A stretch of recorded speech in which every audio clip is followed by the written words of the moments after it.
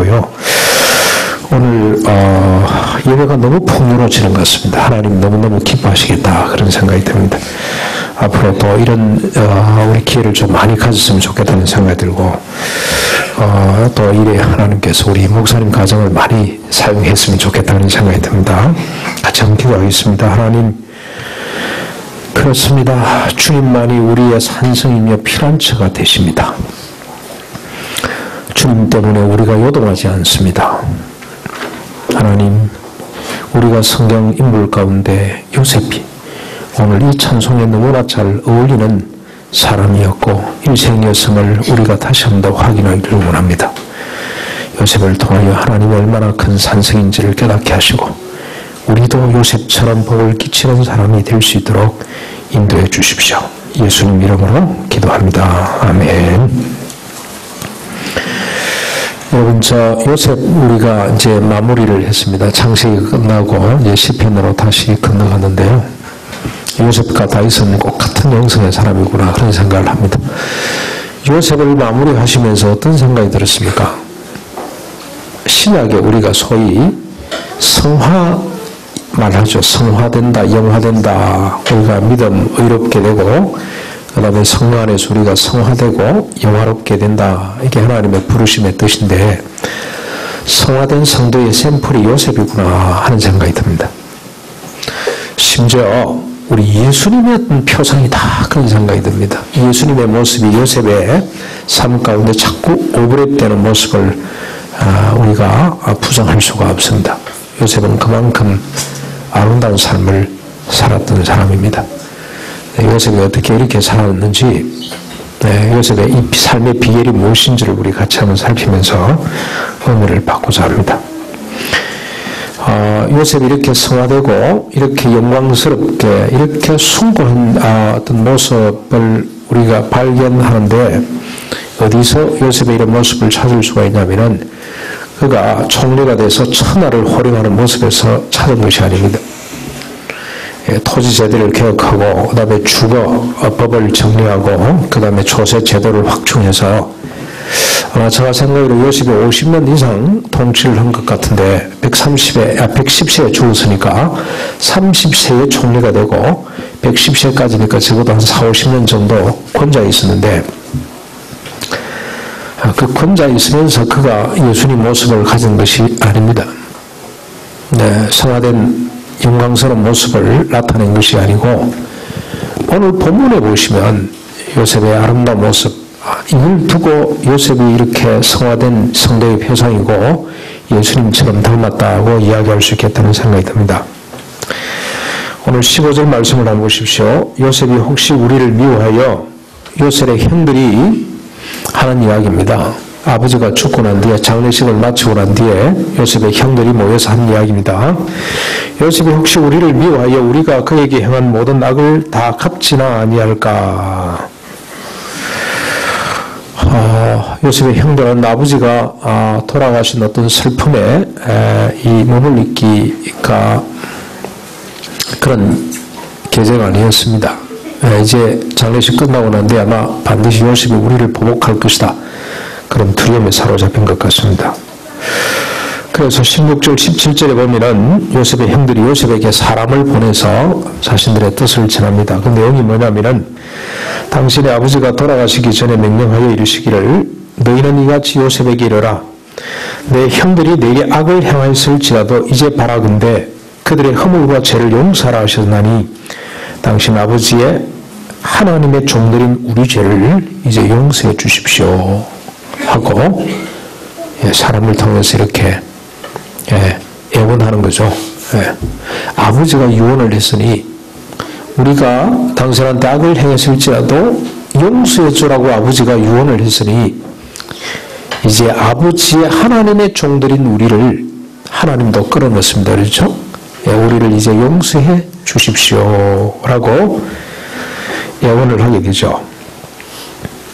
자, 이에 대한 요셉의 반응을 한번 보십시오. 이 말을 들은 요셉이 어떡합니까? 17절 하반절에 보면은 요셉이 그들이 그에게 하는 말을 들을 때에 어떻게 했더라?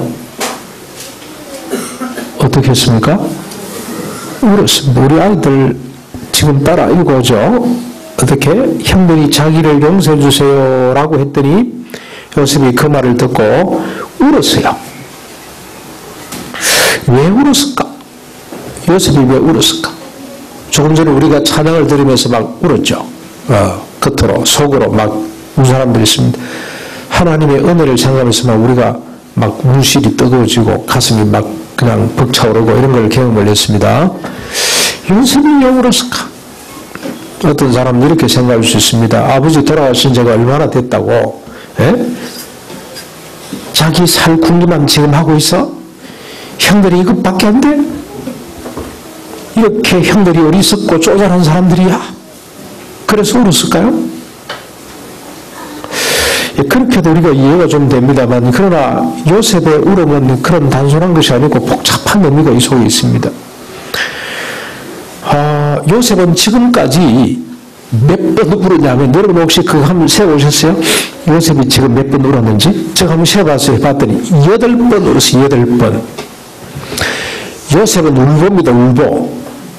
요셉은 별명을 하나 붙인다면 울보 요셉이라 그러면 딱 맞아요. 8번 울었어요. 그런데 요셉이 언제 울었냐면요, 형들에게 팔려갈 때 형들이 죽이려고 막 집어 던졌을 때 그때 울지 않았어요. 괴로워하면서 애원했더라. 형들은 그렇게 표현을 합니다만 45장 이렇게 표현을 했죠. 울지는 않았어요. 보디바의 집으로 머슴살이하면서도 울지도 않았어요. 억울한 누명을 쓰고 감옥에 갇혀서 길게는 13년, 짧게는 3년인데 감옥에 있을 때 울었다는 소리가 한 번도 없어요. 언제부터 울기 시작하냐면은 자기 형들을 만나고부터 울기 시작합니다. 자기 형들을 딱 만나는 순간에 하나님이 주신 꿈을 기억하면서 그때부터 울기 시작해요. 제일 처음 울음은 형들을 만나고 난 뒤에, 이 요셉은 아주 지성적인 사람이라 잘 울지 않습니다. 감정 표출을 잘 안 하는 사람인데 형들을 보자마자 울은 것이 아니고, 지금 몇 년 만에 만났습니까? 22년 만에 만났는데 운 게 아니고 형들이 서로 이야기하는 이야기를 듣고 옵니다. 무슨 이야기를 하냐면, 루벤 형님이 제일 장남인 제일 큰 형님이 그때 요셉이 우리에게 괴로운 마음으로 애원할 때 살려줄 걸, 그때 우리가 잘못했단 말이에요. 그래서 우리가 지금 이런 모함을 받고 지금 죽음으로 몰리고 있다. 자기들이 다 정탐꾼이라고 모함을 받고 일부러 요셉이 잡았을 때 자기들끼리 하는 이야기, 요셉은 지금 자기 형들 이야기를 히브리 말을 듣고 있는데 요셉인 줄 모르고 히브리 말로 자기들끼리 막 주고받는데 보니까 후회하는 이야기, 자신들의 잘못을 고백하는 이야기, 아무도 형들이 그게 부정하지 않고 맞아 우리가 그때 살려줄 걸 잘못했어. 그 이야기를 듣고 요셉이 그 감정을 주체할 수 없어 들어가서 눈물을 흘리고 씻고 나와서 다시 또 근엄하게 형들 앞에서, 그 다음에 두 번째 요셉이 이제 이렇게 막 우여곡절 끝에 이제 이 베냐민이 와서 선 걸 보고 자기 얼굴도 잘 기억 안 나는 동생이 와 있는 걸 보고 들어가서 또 울고 나옵니다. 너무너무 감정이 벅차서 들어가서 한바탕 울고 나서는 또 근엄하게 서고, 그 다음에 이제 베냐민만 딱 잡고 나머지 형들 다 돌려보내잖아요. 그때 유다가 나서서 안 됩니다. 총리님, 이 아이가 돌아가지 못하면 우리 아버지가 지금 100발 130이 된 아버지가 슬픔 가운데 서울로 갑니다. 지옥으로 갑니다.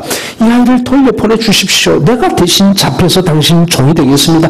내가 대신 잡혀 있을 테니까 이 아이는 돌려보내줘야 됩니다 하는 이야기를 할 때 그때 더 이상 참지를 못하고 통곡합니다.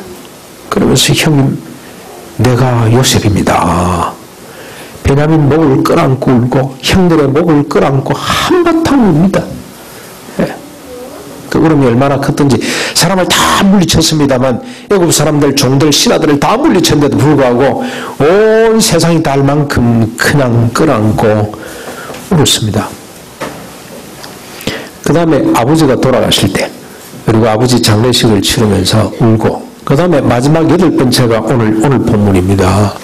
이 말을 듣고 울었습니다. 우리를 종으로 거둬주십시오. 우리를 내치지 마시고 살려주십시오. 우리가 잘못했더라도 용서해 주십시오. 아버지가 그렇게 유언을 남겼는데 우리를 그려 주십시오. 이 말을 듣고 요셉이 울었습니다. 요셉의 울음의 의미는 뭐겠습니까? 이 울음을 쭉 한번 정리해 보면 첫째는 만남이죠. 만남.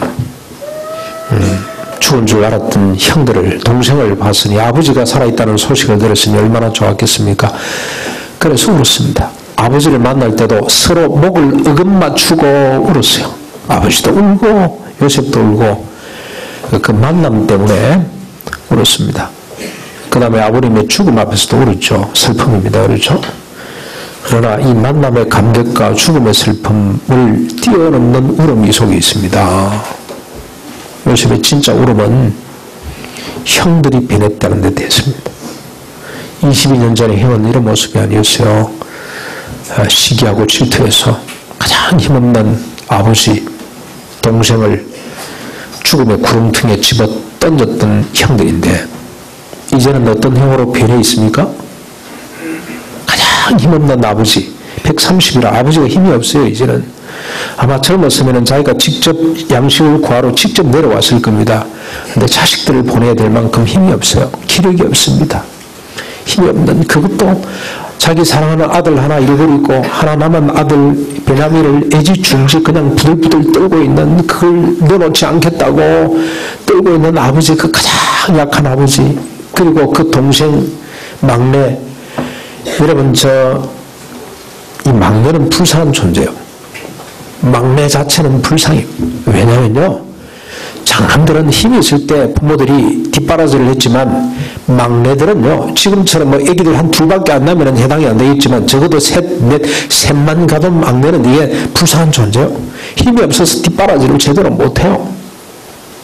그러니 형제들 중에 이 베냐민이 제일 약하고 아버지가 제일 약한데 제일 약한 아버지와 베냐민을 책임지겠다고 자기 자신을 죽음의 길로, 종의 길로 던지고 있는 형들의 모습을 보고 요셉은 너무너무 감동이었어요. 울지 않을 수가 없어요. 하나님이 이렇게 바꿔놓으셨구나. 우리 형들이 이렇게 바뀌었구나.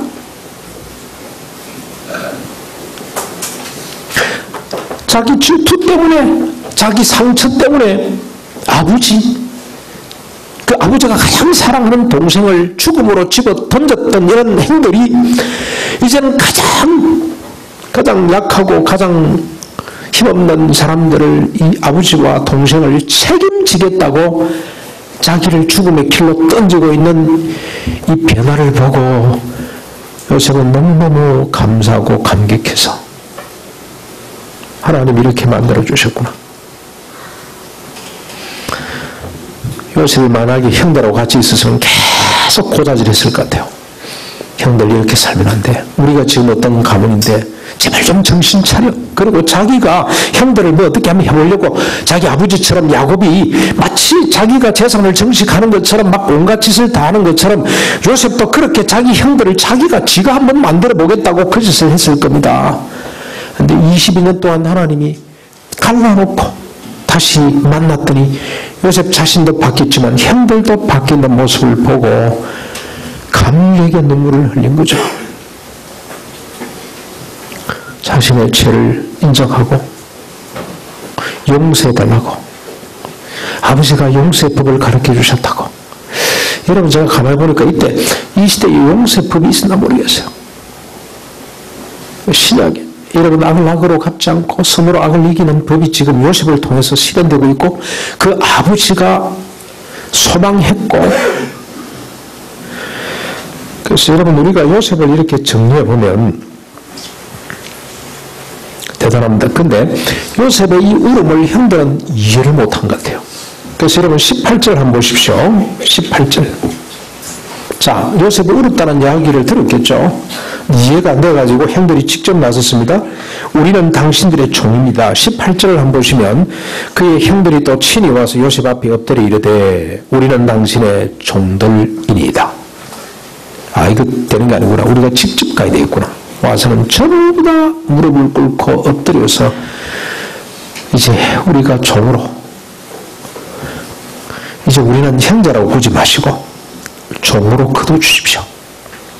탕자가 들어와서 아버지 앞에 아버지 아들로 여기지 마시고 종 중 하나로 여겨주십시오라고 이야기하는 것처럼 그렇게 엎드려서 우리를 제발 종으로라도 거두어 주십시오라고 이야기를 합니다. 그랬더니 요셉이 19절부터 21절을 한번 보십시오. 뭐라고 대답을 합니까? 요셉의 대답을 한번 보십시오. 두려워하지 마십시오. 내가 하나님을 대신하리이까. 당신들은 나를 헤아려 하였으나 하나님은 그것을 선으로 바꾸사 오늘과 같이 많은 백성의 생명을 구원하게 하시어 하셨나니 당신들은 두려워하지 마소서. 내가 당신들과 당신들의 자녀들을 기르리이다.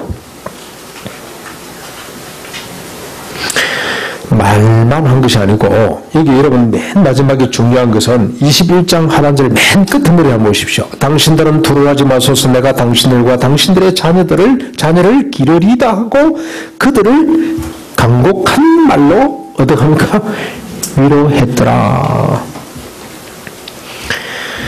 여기 간곡한 이 말은 우리가 이 번역이 조금 이상한데 간곡하다 이 말은 마음을 다한다. 근데 그냥 마음이 아니고 지성, 감성, 의지가 다 농축된 그 마음을 다했더라.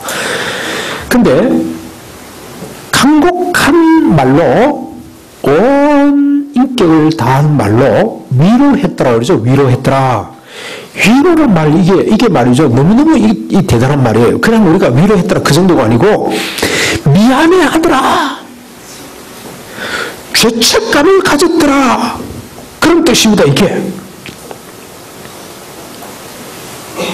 형들이 와서 지금 자기 앞에 무릎을 꿇고 종으로라도 거두어 주십시오 하고 하는 이 상황을 보고 형님들 45장에도 그런 이야기를 했죠. 자책하지 마십시오. 하나님이 이렇게 만들었습니다. 하나님이 보냈습니다. 그렇게 말을 하고 형님들 종이 뭡니까? 내가 당신들을 다 기르리다.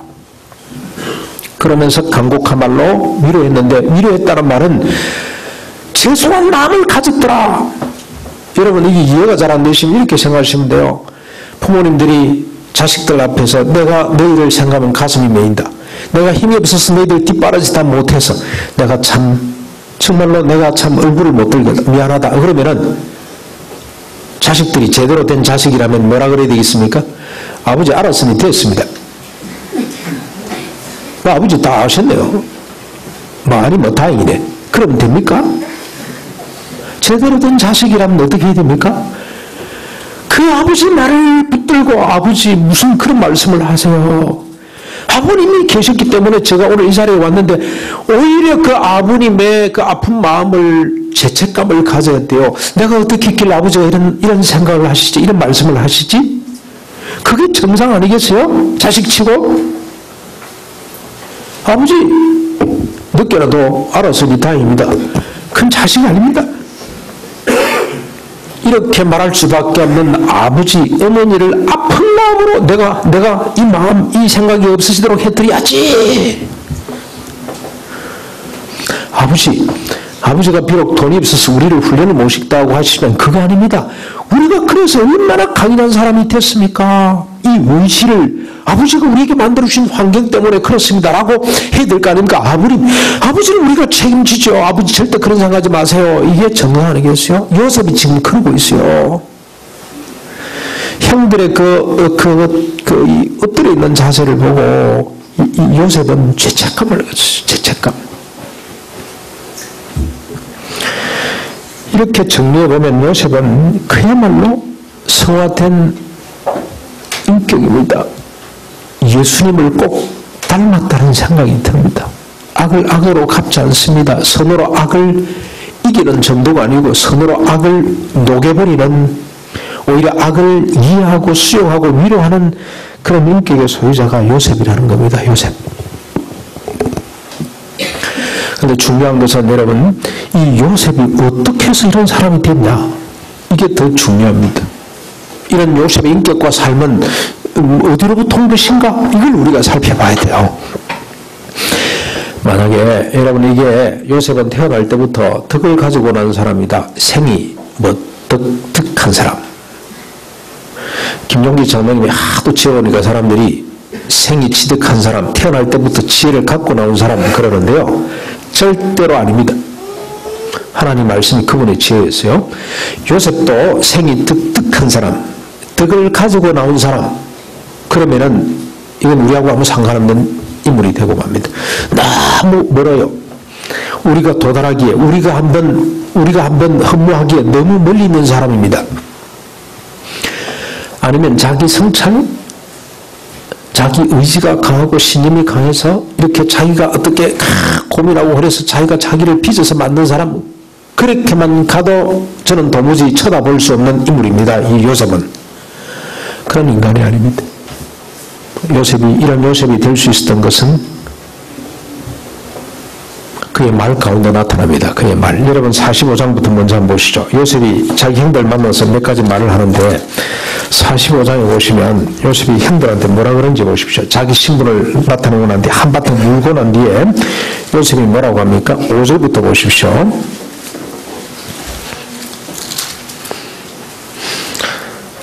당신들이 나를 이곳에 팔았다고 해서 근심하지 마소서, 한탄하지 마소서. 하나님이 생명을 구원하시려고 나를 당신들보다 먼저 보내셨나이다. 이 땅에 2년 동안 흉년이 들었으나 아직 5년의 박할 시간이 쭉 있고 7절 하나님이 큰 구원으로 당신들의 생명을 보존하고 당신들의 후손을 세상에 두시려고 나를 당신들보다 먼저 보내셨나니 그런즉 나를 이리로 보낸 이는 당신들이 아니요 하나님이시라. 하나님이 나를 바로에게 아버지로 삼으시고 그 온 집의 주로 삼으시며 애굽 온 땅의 통치자로 삼으셨나니 빨리 가서 아버지를 모시고 오십시오. 이제 흉년이 아직까지 5년이나 더 남았는데 모시고 오십시오. 당신들이 나를 이곳에 보낸 것이 아니고 하나님이 보내셨다. 뭐하러 보내셨다고요? 하나님이 생명을 구원하시기 위해서 이 땅에 나를 먼저 보내서 바로의 머리, 바로의 아버지로 삼아 주셨다.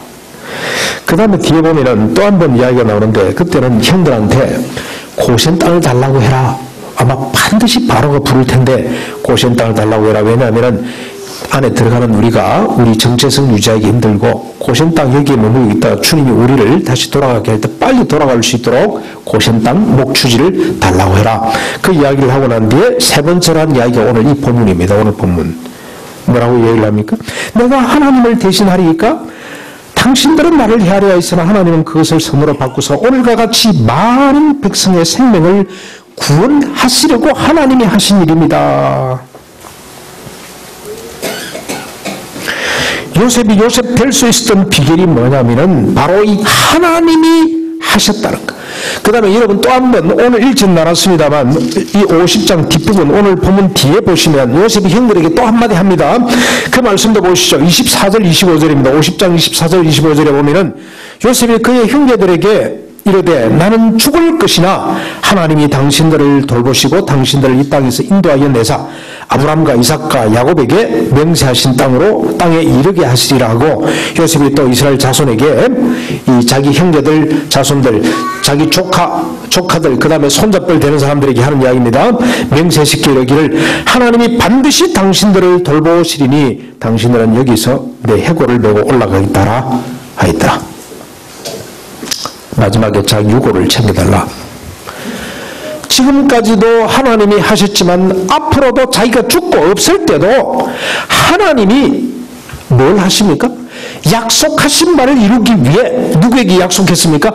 아브라함과 이삭과 야곱과 자기에게 약속하신 대로 하나님께서 이루실 것이니 걱정하지 말아라. 하나님이 도우실 것이다. 반드시 올라갈 터인데 그때 내 유고를 좀 수습해 달라고 부탁을 합니다. 요셉 될 수 있는 비결은 요셉 말 속에 다 나타납니다. 그 말을 정리해보면 하나님이 말씀하신 대로 약속하신 대로 반드시 이루시는 분이다. 그 하나님에 대한 지식과 신뢰 때문에 요셉이 요셉 될 수가 있었다는 겁니다.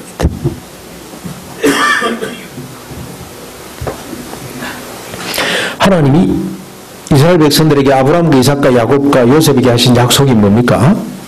세 가지라고 그랬죠? 세 가지. 또 한번 해볼까요? 세 가지. 첫 번째가 뭐던가요? 땅을 주신다는 거. 두 번째가 후손이 별처럼 많아진다는 거, 큰 민족을 이룬다는 거. 세 번째가 허리에서 왕들이 나서 열국을 복되게 만든다는 이 세 가지 약속을 주셨어요.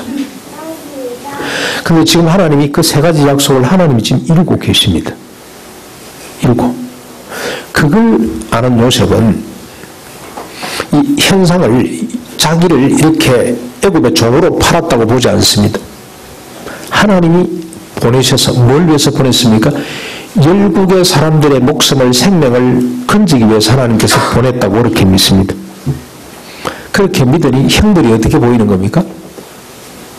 원수로 보이는 것이 아니고 하나님께서 쓰신 도구로 보일 뿐만이 아니라 형들이 자기 잘못을 이렇게 고백하고 종으로라도 거둬달라고 할 때 너무너무 큰 죄책감을 느끼는 겁니다.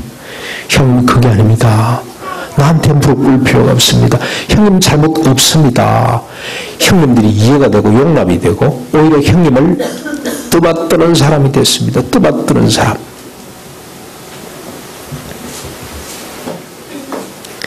말씀이 그렇게 만들었습니다. 하나님의 약속의 말씀이 요셉이라는 인간을 만들어냈습니다. 그래서 시편 저자는 요셉을 이렇게 정리합니다.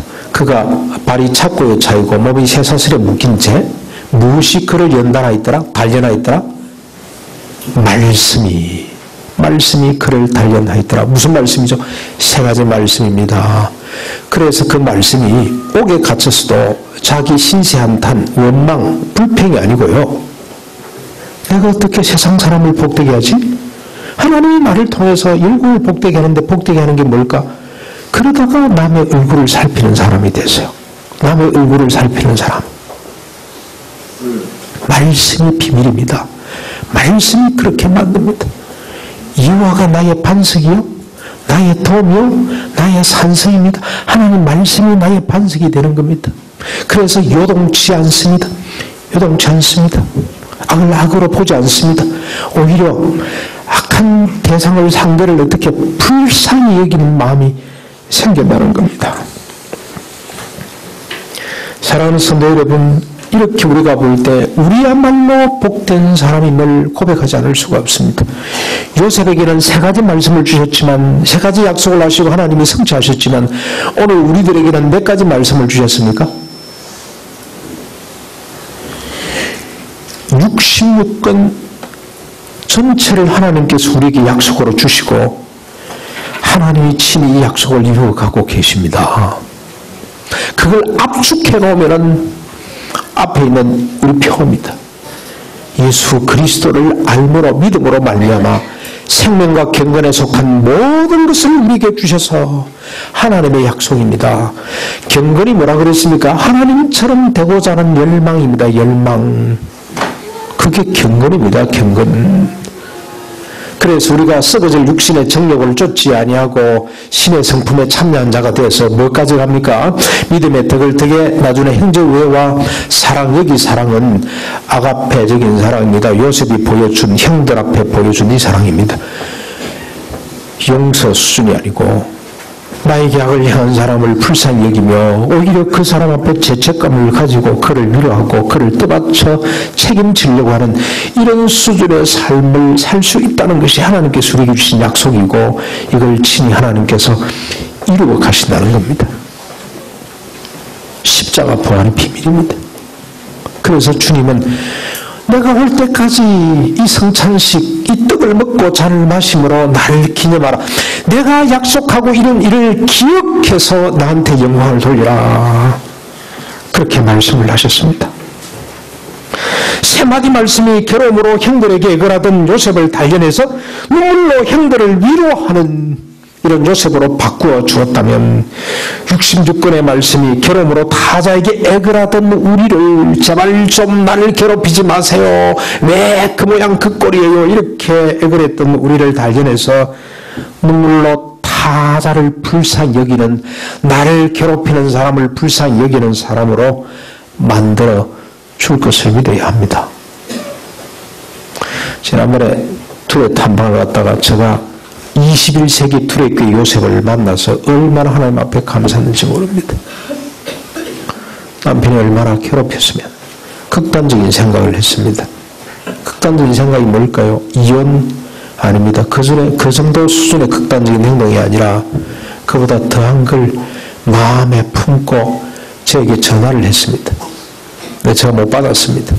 우리 부목사님한테 전화를 했습니다. 하 목사님이 급하게 문자를 날렸습니다. 여러분, 그 극단적인 생각이 어떤 생각인지 아시죠? 문자를 받고 하나님 말씀을 읽고 하는 가운데 생각이 180도로 바뀌었습니다. 원망이 아니라 남편에 대한 무한 불쌍한 생각이 가슴속에 막 밀려오면서 눈물로 남편을 위해 기도하는 사람이 됐습니다. 불쌍히 여기는 마음이 생겼습니다. 그러면서 그분이 하시는 말씀이, 하나님 말씀이 나를 붙잡아 줬다고, 하나님 말씀이 이 원망에서 불쌍히 여기는 마음으로 내 자신을 바꿔주셨다고. 문자, 목사님이 보내주신 문자 한마디가 내 마음을 고통에서부터, 불쌍히, 원망에서부터 불쌍히 여기는 마음으로 바꿔주셨다고. 그래서 오히려 자기 남편을 불쌍히 여기고 위로하고 품고 격려하는 사람이 됐어. 요셉입니다. 요셉. 할렐루야입니다. 하나님이 그렇게 하셨습니다. 말씀이 그렇게 만들었습니다. 오늘도 말씀이 우리를 그렇게 빚어갈 줄로 믿습니다. 말씀이 원망하는 나를 이제는 불쌍히 여기는 나로 만들어 주실 겁니다. 말씀이 신의 성품에 참여한 자가 돼서 자기를 부인하는 사람으로 이끌어 가실 겁니다. 나를 계속해서 그 말씀이 연단하고 우리 모두를 연단해 주실 줄로 믿습니다. 이 믿음 갖고 주님 앞에 감사하는 저와 여러분이 되시기를 축원합니다. 우리 말씀을 생각하면서